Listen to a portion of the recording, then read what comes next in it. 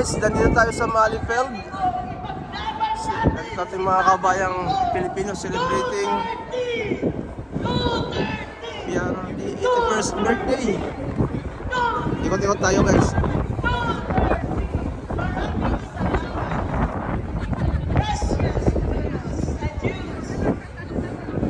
Ay, nakuha niyo na ko doon, madam ha? Yan, ayaw niya tatanong ka.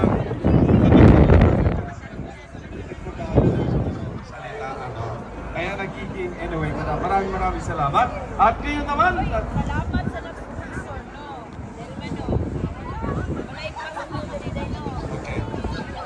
Okay, so, bago po tayo magpapatuloy sa ating pong mga panauhin, gusto kong ibanggitin ang ating pong panauhin na nandito, hindi pa natin nababanggit, is actually doing very well in terms of promoting our advocacy and of course promoting PDS at Isot International. Siya po ay isa sa pinaka-sikat na talaga namang tagapagtanggol ni Tatay Digong. Ladies and gentlemen, pasalubukan din natin ang masigabang palakpakan.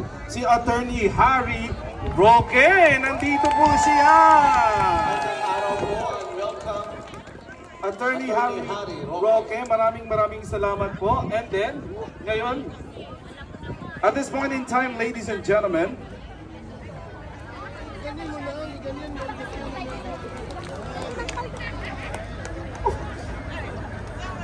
okay, palakpakan po natin si Attorney Harry Roque!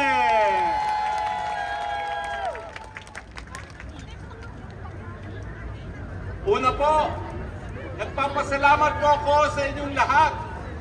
Sa ngalan po ni Tatay Digong, maraming salamat sa inyong pagdating para ipagdiwang ang ika-81 taon na birthday ni Tatay Digong. Maraming salamat po sa inyong lahat.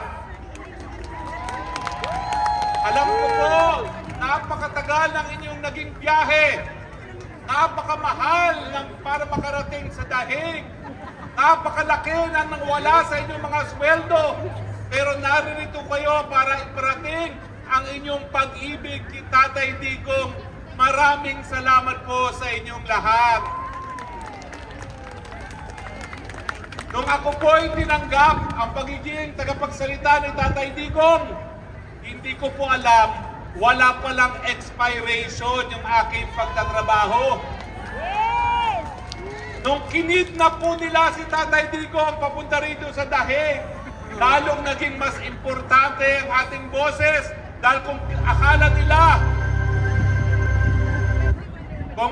nila mapapatahimik nila si Tatay Digong, nagkamali po sila dahil ngayon hindi lang ako ang tagapagsalita niya, lahat tayong DDS tagapagsalita ni Tatay Digong. Ang tanong ko sa inyo, sino ba ang pinakamamahal na presidente ng Pilipinas?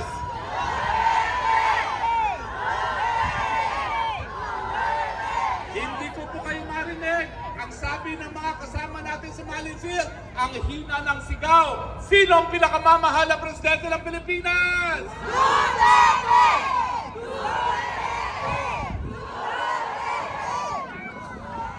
Ayan po, narinig tayo ng buong mundo dahil ngayon, hindi lang tayong mga nagtitipong-tipo lang narito. Lahat po tayo ngayon nakikita worldwide dahil po naka-broadcast po tayo worldwide sa Facebook at sa YouTube. Tatay Digong, kung ako ay tagapagsalita mo, ngayon naman, hayaan mo ako maging tagapagsalita ng mga milyong Pilipinong nagmamahal sa iyo.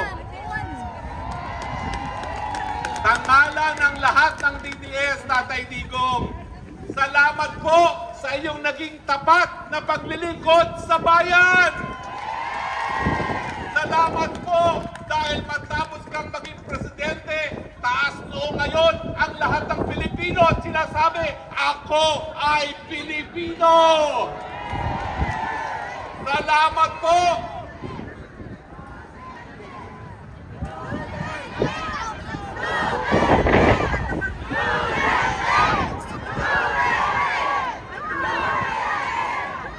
Salamat, Tatay Digong!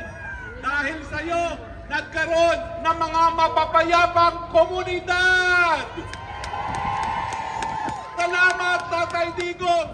Dahil sa'yo, naibalik ang takot sa puso at isipan ng mga korap! Salamat, Tatay Digong, dahil ibinigay mo sa amin ang susunod na presidente ng Pilipinas. Walang iba kung hindi si... Salamat, Tatay Digong, dahil sa iyo, kami dito sa Europa, sa gitnang silangan, sa Amerika, sa Latin America, sa Asia, nagkakaisa ngayon. At sa iyong karawan, isa lang ang sigaw ng lahat ng Pilipino sa buong mundo. Ano ang ating birthday wish kay Tatay Digong?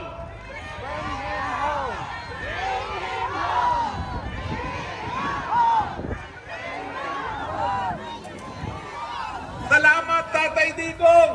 Dahil sa iyo, nung nagkaroon ng kalamidad ng COVID, ang daming nabuhay, they wish, pauwiin na si Tatay Digong!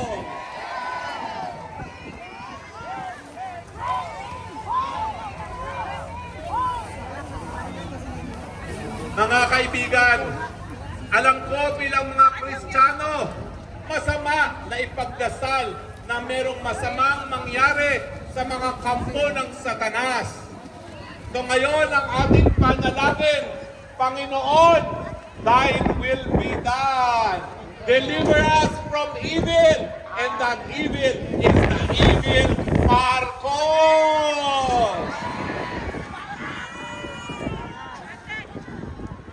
Maya-maya, sasayawin po namin ang famous Bangagdan.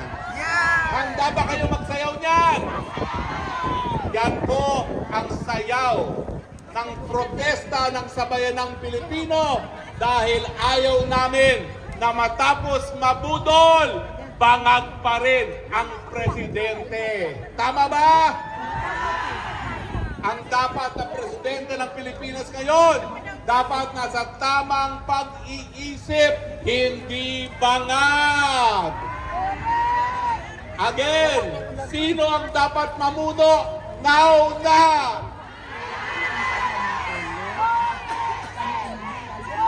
Inday Sara Duterte! Inday Sara Duterte! Inday Sara Duterte! Akala ng mga palibasa hawak nila ang gobyerno, palibasa hawak nila ang kabalambayan, akala nila mapapatahimik nila ang mga DDS. Papayag ba kayo? Papayag ba kayo na magpatuloy silang magnakaw sa kabalambayan? Papayag ba kayo, mga mahal natin sa buhay, lumalangoy sa tubig baha habang sila party, party, party! And Wes, anong mensahe natin sa ating mga kababayan sa Pilipinas? Anong sigaw? Anong dapat gawin kay Marcos?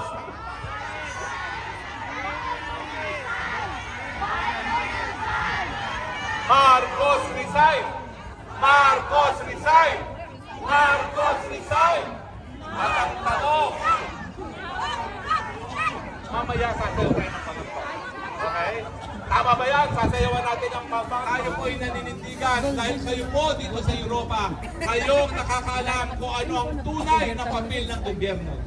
Kayo po ang nakakaalam na ang gobyerno dapat nagbibigay ng libreng gamot at libreng gamot. Kayo po dito sa Europa, nakakaalam dapat ang edukasyon ay libre. Kayo dito sa Europa, nakakaalam na kapag tumanda na, dapat ang inyong pensyon sapat para mabuhay. Kayo po ang susi ng pagbabago sa Pilipinas. Hindi ba? Hapon sa inyong lahat.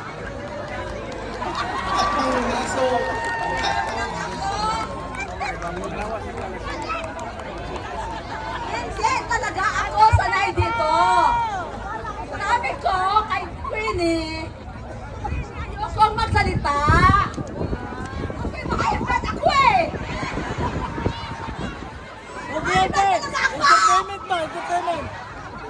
Paiset kayawa!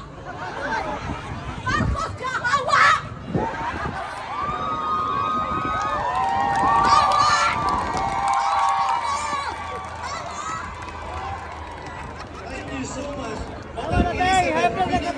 Hindi mo tapos. Ayaw sa!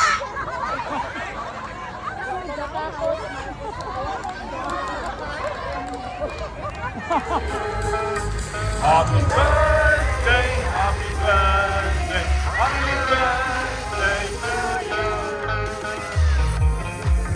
God bless you. May the Lord God bless you. May the Lord God, may the Lord God, may the Lord God bless you. Happy birthday. One more. Happy birthday, happy birthday, happy birthday to you. One more. Duterte, Duterte, Duterte! Duterte. Duterte! We love you. Tatay Digong, we love you. Mabuhay ang Pilipinas! Mabuhay! Maraming salamat po.